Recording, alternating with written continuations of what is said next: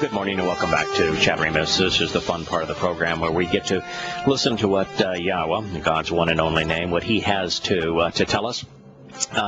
And we are focusing on something that I just enjoy immensely, which is the first three statements that Yahowah etched on the first of the two tablets, because they reveal so much about the terms and conditions of his covenant, so much about his nature, his purpose, and an enormous amount about the consequence of us behaving badly.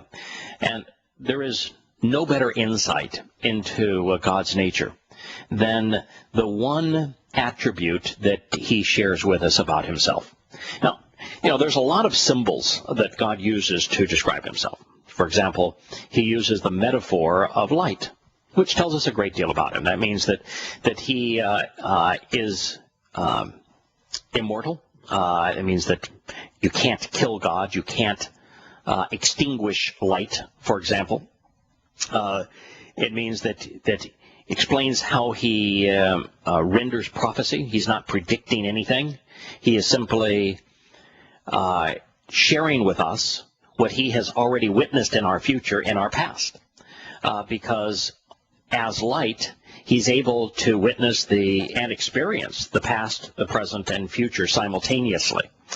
And light also speaks of the fact that it is not the opposite of darkness. It eliminates darkness. In the presence of light, there is no darkness.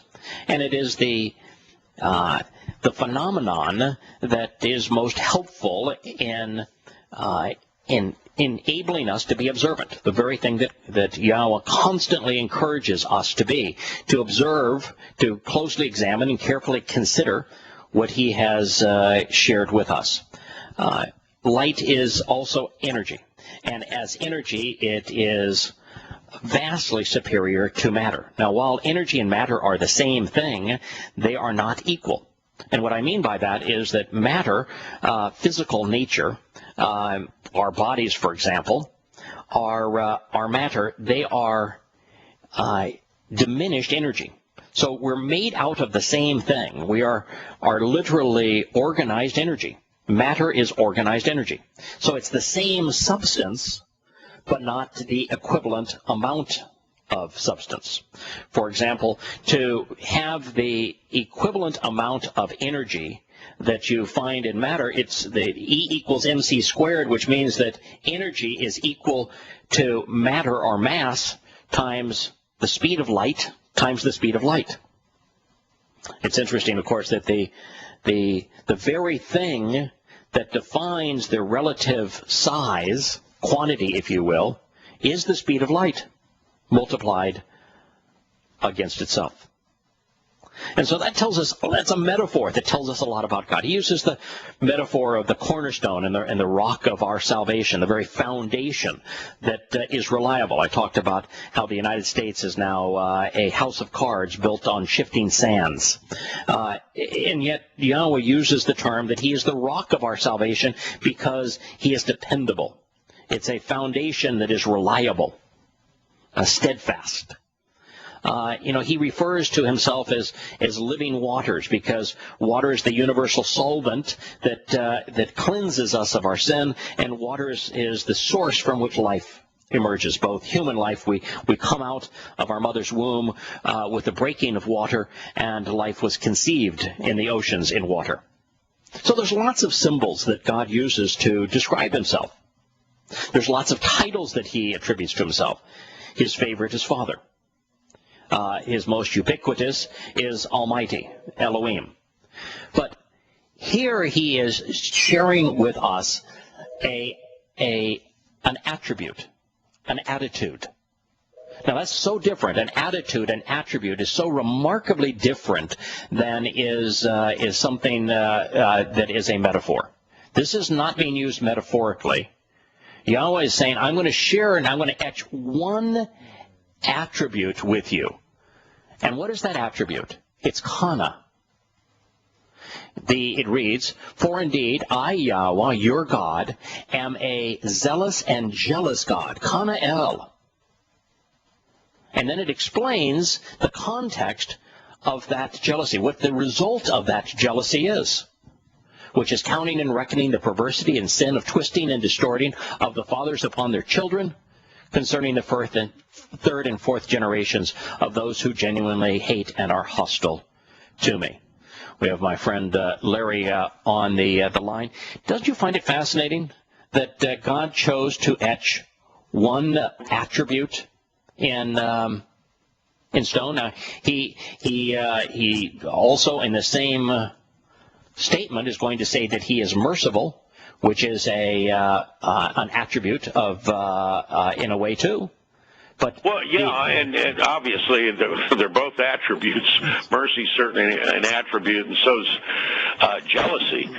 And of course, although I think mercy is more of a mindset than it is an attribute.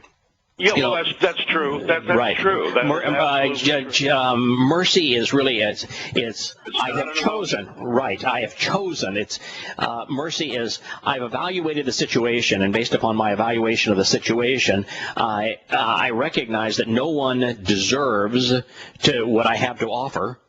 But I'm going to choose to give certain people who meet these criterion what I have to offer, even though they haven't earned it. So mercy is really a decision, where kana is a absolute attribute. Yeah, well, I mean, the one thing I would say is that let's go back to Paul, and Paul, of course, says love not jealous. It's not jealous. Yeah. Now let me share something with you, because Scott and I were discussing this during the break. We were talking about Nick called in and was interested in the individual who is a Christian convert from Islam, the Pakistani that was charged for hate crime, is now suffering deportation case against him in Spain. And we were talking about hate crime, and wouldn't it be a crime not to hate that which is hostile to those you love? Absolutely. But think about that. It would really be a crime not to despise that which is harmful to those you love. In fact, you cannot genuinely love unless you are adverse to those things that are hurtful and destructive to those you love. There is no way in the world to love your own children if you are accommodating of those who wish your children harm. Absolutely. One of the things that always threw me was this idea, this mindset, this notion that somebody'd go out and rape and murder your daughter, and you go, but I've forgiven them. Right. What? Say what? No. I mean, nothing changed inside them. They're still the same people that they were when they did it, and you somehow overcome it all by loving them and forgiving them. And that's not my mindset. No, I know there's a guy in Texas who who came upon one of his employees raping his 6 to 8 year old, I think it was maybe an 8-year-old daughter, and he killed him. And I'm here to tell you that if I don't have daughters, but if I saw a man raping, if I had a daughter and I saw a man raping her, I'd kill him. Absolutely, I'd kill him. Wouldn't think twice about it. Wouldn't have any remorse about it. Don't even care what would happen to me afterwards. It'd be like swatting a fly. I understand that. I mean, there are things worthy of hating. I despise pedophilia. Despise it. And so, if someone is engaging in pedophilia, then we ought to care enough, love enough, that we are opposed to them, that we are hostile to them, that we hate them. You look at the Roman Catholic Church. How many tens of thousands, if not hundreds of thousands, of little boys whose lives they have absolutely ruined because of their propensity to commit pedophilic acts, and for the church institution as a whole to cover them up? Absolutely. So if you don't hate the institution that created the environment where hundreds of thousands of boys could have their lives ruined in this way, then I'm telling you, you aren't capable of love. That's right. That's absolutely right. You must be a pretty empty vessel there. Yeah, so when God says that he's jealous, that he's zealous, he's telling us a great deal. He's saying, I am the kind of father that you all ought to be. I am capable of love. He's saying the exact opposite of what Paul said. I am capable of love. I am demonstrating love. I genuinely love because I am absolutely intolerant of those things that are harmful to my children. Well, nobody with a right mind is going to accuse Yahowah of lack of passion. He's passionate. Yes. And that means when a person's passionate, that means they can hate passionately. You are not capable of love unless you can hate. You are not capable of hate, or real hate, unless you also understand something of love. Now, typically it is, I might correct myself there. I know there's a lot of people who are enraged and indoctrinated to hate, Muslims in particular, and they know nothing of love. So it may be possible to hate without knowing love, but I can tell you it is impossible to love without knowing hate.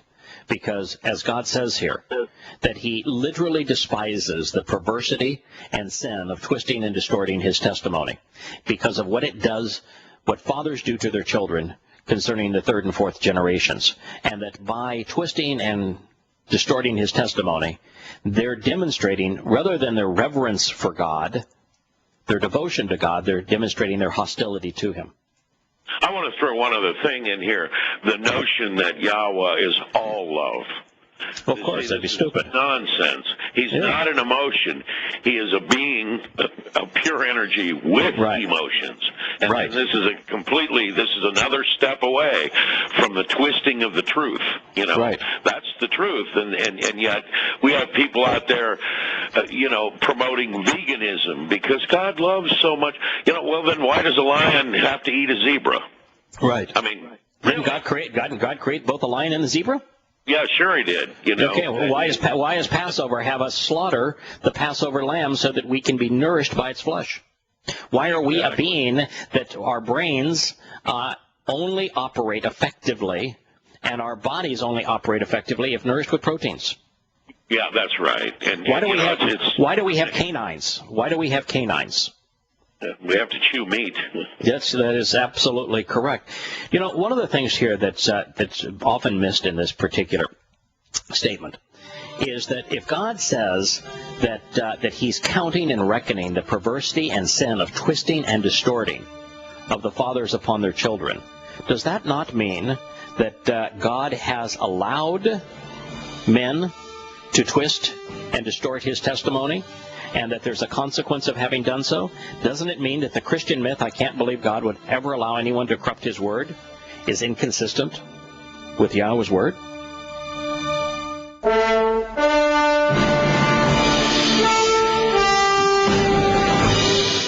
Welcome back to Shattering Myths. We have Steve calling in. Larry, you're locked in, calling in from Washington. He wants to join the conversation on this topic.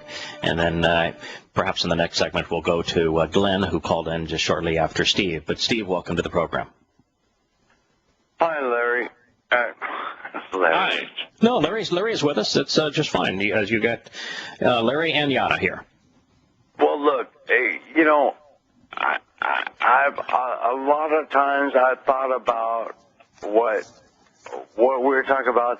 What I want to know is why has there never ever been a father that ever stood up and said,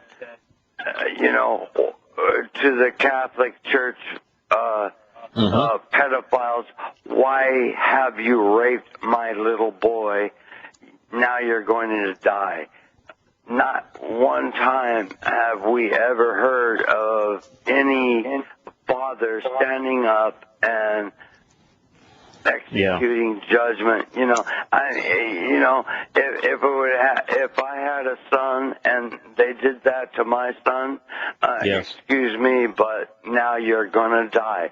I'm sorry if that's over the top, but that's what I would do. And why has that not ever happened? Yeah, it's interesting, Steve. Before I respond to it, Larry, I'd like to hear your view as well. It's important that we have a pause here and to say, I do not advocate violence. Never do I advocate violence. I'm just telling you in the one example, if I saw someone in the process, if I had a daughter and I saw someone raping my daughter as an 8-year-old daughter like the man did in Texas, I would have responded as he did. And I would have had no remorse on doing so. I'm not recommending that anybody take the law into their own hands and kill anyone, including those who are acting badly. But I can tell you that if you are a loving father, as Steve has presented this case here, and you know for certain that the priest of a Roman Catholic Church has not only sodomized your son, but that he is he's being protected by the Roman Catholic Church, and that he is given the opportunity to sodomize more children, that if you are a genuinely loving father, it would be very difficult to restrain that kind of an individual from wanting to do what Steve has suggested by personally holding the perpetrator accountable for their actions, since the court system doesn't seem to be willing to do it and the Roman Catholic Church is actually coddling and protecting them. Why hasn't there been cases amongst the hundreds of thousands of young boys who have been sodomized by Roman Catholic priests? Why hasn't there been a single father of any of those children who has responded and taken action against the perpetrator? Right, not one. Not one. Now, I suspect the reason is... go ahead, Larry. I think there's several reasons. I think you got deflection, for one, right away. You know, we didn't do it. No matter who you are, you don't want to think you're killing somebody that's innocent, right. And then you're within a paradigm that they created, which is the court system and bribery. Yes. And the next thing you know, there's a big check for $2 million if you let this thing go away. Yes. Yeah, but that's how that works. But hey, guys, why not one? Not one. No, I know. Why? I think the reason I think the reason is that most children who are in that position to be sodomized by the Roman Catholic Church are there because their fathers are devoted to the Roman Catholic Church. That's what Yahowah was saying here. It's the fathers corrupt and pervert their own children. And so they're there because the fathers believe the Roman Catholic Church is the means to their salvation. And so the fathers have been corrupted. They have been twisted by their fathers, and now they're twisting and perverting their own children. And so the issue is, if you're a Roman Catholic parent and you're sending your child to be in that Roman Catholic Church, you are as guilty for having them be sodomized as is the priest who actually performs the act. If you know, for example, that a lion is starving and it hasn't eaten in weeks, and you think, hey, it would be okay for me to allow someone to throw my child before that lion, then is it the lion's fault or your fault? God. So I think what you would think that in hundreds of years that there would be one of us nut jobs that finally broke from the pack and decided, hey, you raped my boy, I'm going to do something about it, and it never happened. And that is just unbelievably to me that this hasn't happened. Yep. Steve, thank you for your call. We're going to the commercial break, but I think the answer is the father is as guilty as the pedophile.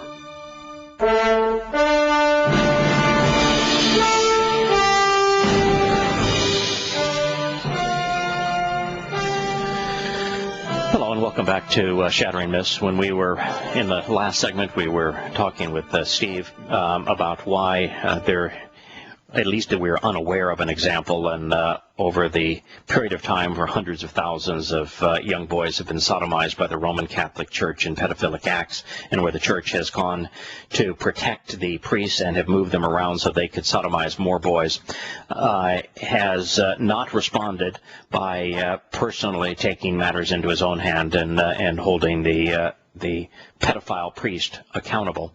And while it may have happened in the past, and my answer to you, Steve, is that I think that in these situations, the person who actually bears the most guilt, and maybe it's not the most guilt, but certainly bears an enormous amount of guilt, is the dad. They are the ones who foolishly trusted this institution. They're the ones who subjected their children, their son, to the pedophiles. I mean, today, there is no secret that priests are pedophiles. If you are a father and you send your son to the Roman Catholic Church, you are absolutely as guilty as the priest who may sodomize him. It's kind of like, in a more modest way, the choosing to smoke today. Everyone knows that if you smoke, it's going to increase your chance of cancer. And so if you get cancer, you ought not blame the cigarette companies for making a carcinogenic product. You ought to blame yourself for choosing to smoke. And that's the way I look at this. I think that the parents know that they are culpable in this. That's what God is saying here, that the parents, the fathers, are culpable in this regard. So I hope that helps and answers your question. I don't have a perfect answer, of course, because we're talking about the most heinous of human behavior and what our response is to this savaging of our children by a religious institution, the largest religious institution on earth. Does that at least provide some semblance of an answer, Steve, to your question? Am I still here? Yes, you are. Look, the point I might want to make is the fact that of all the thousands of times that this has happened to all these little boys, that we're not talking about wimps all along the way. Along the way, there had to have been at least one a solid Marine or something that stood up for his own boy. But the fact is that that religion is so thoroughly evil that even a solid person can even stand up for his own child. Yeah, think about the fact that 30,000 boys have been known to have been sodomized by the Roman Catholic Church in Ireland alone. Ireland's a pretty small country. And the Irish are pretty rugged individuals. The climate makes them rugged, and they are impulsive. I mean, I'm Irish and Sioux Indian, and so I know that being Irish, I'm impulsive, and so you would think in a country where 30,000 young boys have been sodomized by the Roman Catholic Church, that one Irishman would have stood up and held them personally accountable for doing so. So you've got a great point, Steve. I need to go on to Glenn, but thank you so much for calling. Glenn, welcome to the program. I understand you have a comment on graven images. Actually, I'd like to comment on what you guys were just talking about. Very briefly, since okay, obviously pedophilia is horrible wherever it is found. It's especially heinous when it's committed by trusted leaders and people who are supposed to be spiritual purveyors of truth. That's obviously especially heinous. But given the magnitude, the culturally widespread magnitude of the problem, I think it's also important to recognize that nowadays, the vast majority of incidents of pedophilia are committed by secularists because that's who populates the culture by and large. The magnitude of the problem cannot be accounted for by the religious offenders. Yeah, I'm going to agree with you on your first point, and I don't know the answer on your second, but I at least want to talk about it. All pedophilia is horrid. I think it's the single most grievous crime that a person can commit. And I want to agree that pedophilia, when conducted by a societal leader, particularly a religious leader, is the worst form of pedophilia. That that disgusting does have grades, and that when pedophilia is committed by someone who is purporting to represent God and providing the means to salvation, and they commit an act of pedophilia on a child and tell that child that if they speak, they'll be damned to hell, that is the worst form of pedophilia. So there's a special stigma in the Roman Catholic Church.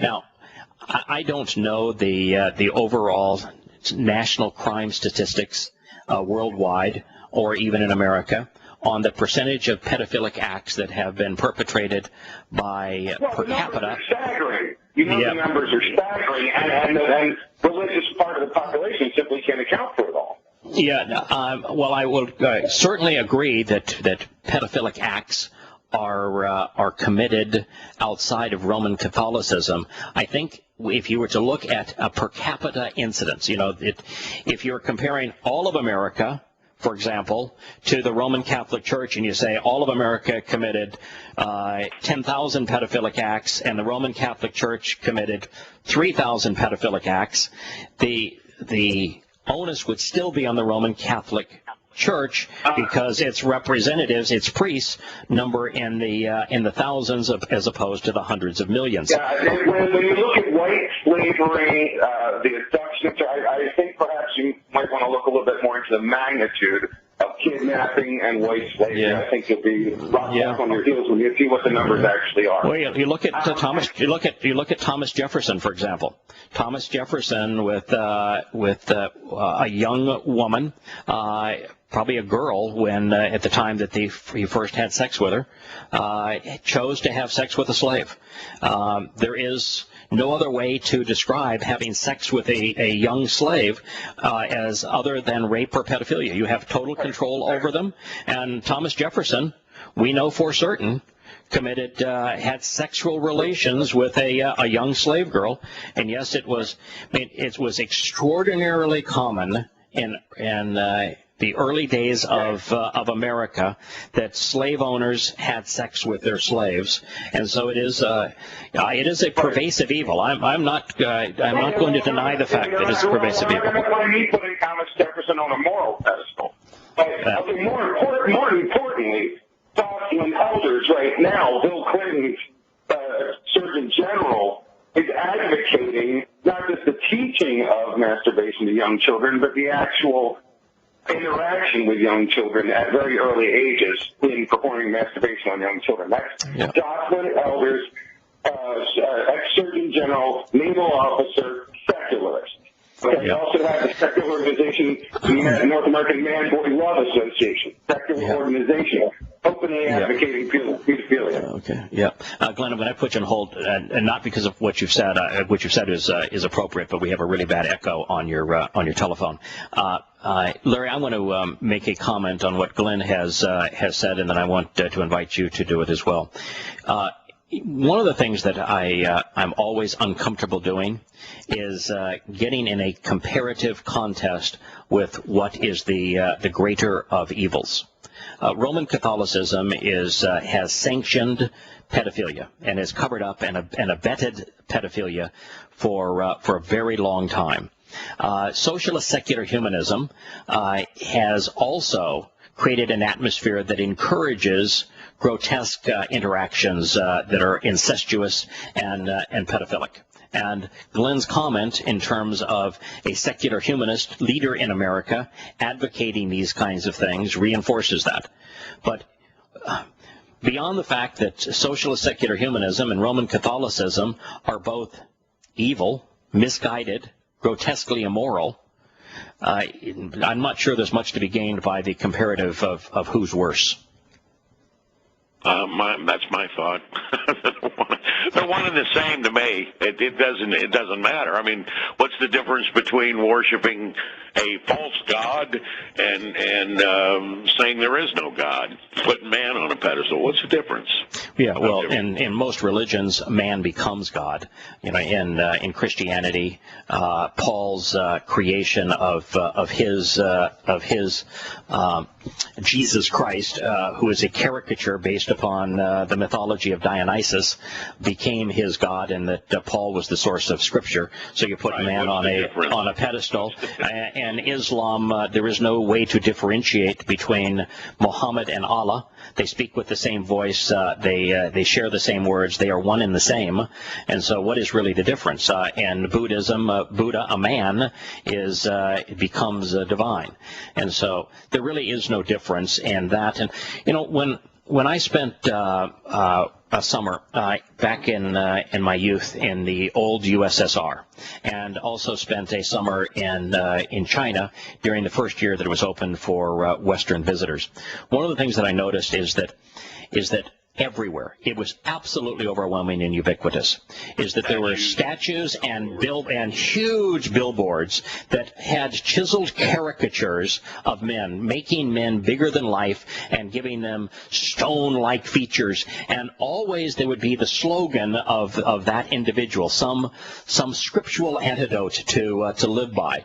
And it became such that in the Soviet Union and in all of the Eastern Bloc countries controlled by communism, as well as in China, literally men were turned into gods.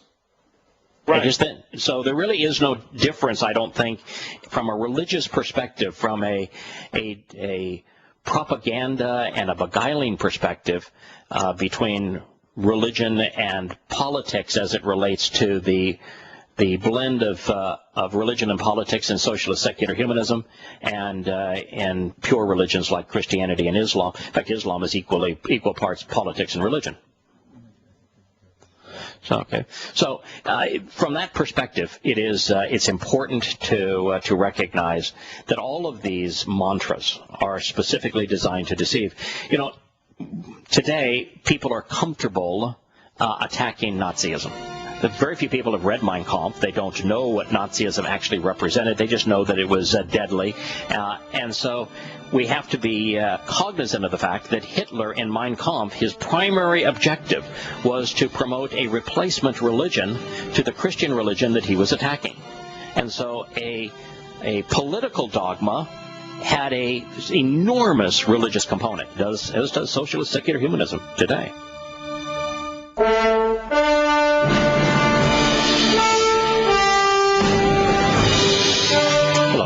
To Shattering Myths. This is our last segment for today. We have Larry on the line with us. We're considering the second of three statements that Yahowah etched on the first of the two tablets, which are now memorialized in the Torah. They're memorialized two places in the Torah. Well, one is in Devarim, where Moshe is summarizing what Yahowah has taught us, and the other is in the book known as Exodus, which is actually Shemot, which means names.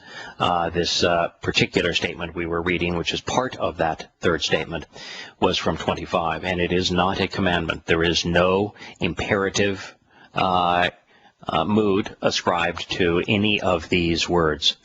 Yahowah is telling us that he is protective, that he is kana, that he is desirous of exclusivity in a relationship, and he is emotionally passionate and protective of those he loves. And that was the issue that we got into as to how, as a dad, should we behave. And God is presenting himself here as a father. But Larry, there's something here I'd like to consider, and I don't know if I'm extrapolating too far or not. But when God says that he is protective, that he is jealous, that he wants an exclusive relationship, and then the next word out of his mouth is counting and reckoning the perversity and sin of twisting and distorting of the fathers upon their children, concerning the third and fourth generation, is he not in a very real way saying that I don't want you abusing your children, that he's speaking here of spiritual pedophilia? Oh, yeah. I mean, he's obviously talking about spiritual murder. I mean, yeah, sure he is. Absolutely. The abuse. He's talking about the abuse of children. Fathers abusing their own children. So this is the worst kind of pedophilia. You know, there is, I guess, a higher calling in pedophilia. There's the run-of-the-mill, I have no relationship, I'm just a creep pedophile. Then there's the religious pedophile, which is a horrible form. But you know, there may be a form of pedophilia even worse, and this is the form that is being listed here. When fathers abuse their own children. And that's why we know when we get into further, you know, honor your father and your mother. Right. He's not talking about your father and your mother. He just excoriated, you know, people for murdering their own kids. You know, right, for corrupting their own kids. Through religious means. And, you know, if we could ever get across to people that religion is an abomination, it's the man's invention, you know, it's man throwing himself in the middle and pretending to be an intermediary to Yahowah, and that Yahowah wants a relationship, set up a bereaved covenant based on Be'eth, based on home and family, and men invented religion. And you know, you can start right from Judaism right on down the line as it gets worse, and it just keeps getting worse and worse and worse. The reality is that Awon defines religion. Every religion is based upon twisting and perverting something God said. When you look at Paul's New Testament, it's based not on whole new cloth, but based on a corruption and a perversion, a distorting of what Yosha said and did, and who Yahowah is, and what he shared with us. I think he called it a whitewash job. Right, and then you look at Islam. He didn't create his religion out of whole cloth. No, he plagiarized and bastardized the bastardized Talmud, which was a corruption of what Yahowah had said. So it's a corruption 2 times over. And that's why it's so bizarre. Right. Even you look at Buddhism. It's a derivative of Hinduism. So religion is the ultimate form of twisting and distorting. And what God is putting together here is this concept of as a father, he is naturally protective. He's passionate, kana, and zealous. Kana depicts paying the price to acquire something valuable. And it speaks of redemption, which is what Yahowah, as a father, is willing to sacrifice himself for his children. And if you're willing to sacrifice yourself for your children, then you're absolutely going to be opposed to those who will undermine, who will corrupt and pervert what you have done for them. You know, here's God saying, I am willing to, and I actually have now, sacrificed myself so that you can be part of my family and live with me forever. Now, would you not naturally be opposed, hate, despise those who would corrupt what you have done, would distort it and say, none of that even matters? You ought not consider Yahowah's Passover sacrifice or his matzah sacrifice. All you ought to look at is that man killed God, and that this God magically bodily rose the next day, bodily resurrection, even though no one recognized him. And you ought to replace what Yahowah has actually done with this myth. Wouldn't you be angry if you were God?